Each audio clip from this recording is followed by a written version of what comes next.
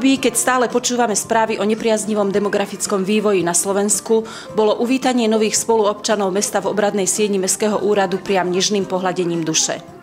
Milan Rufus, deti a dúha. Raz mali anielici kreslenie a pane s farbičkami. A v triede bolo ticho, nesmierne a maľovali sami.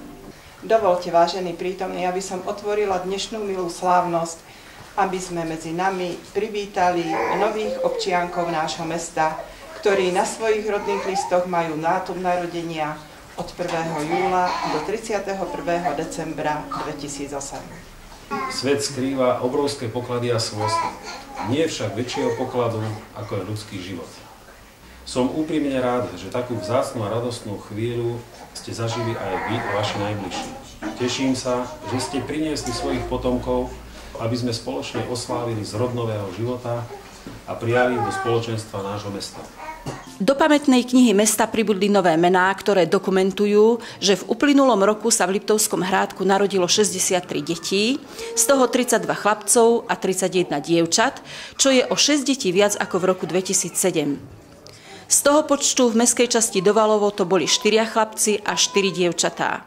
Šťastie je, keď slnko svietí. Šťastie je život a mať deti. Vážení rodičia, neľutujte nikdy sily, čas, schopnosti, prostriedky.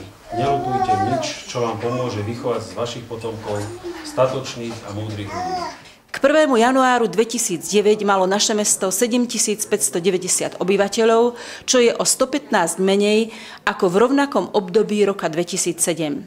Treba len veriť, že zlepšujúce sa podmienky života v meste a súčasná aj pripravovaná bytová výstavba pomôže zvrátiť tento nepriaznivý vývoj.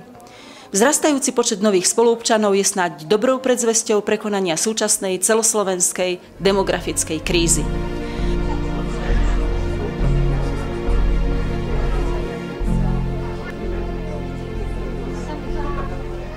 Pre televíziu Liptovský Hrádok, Danica Žiaková.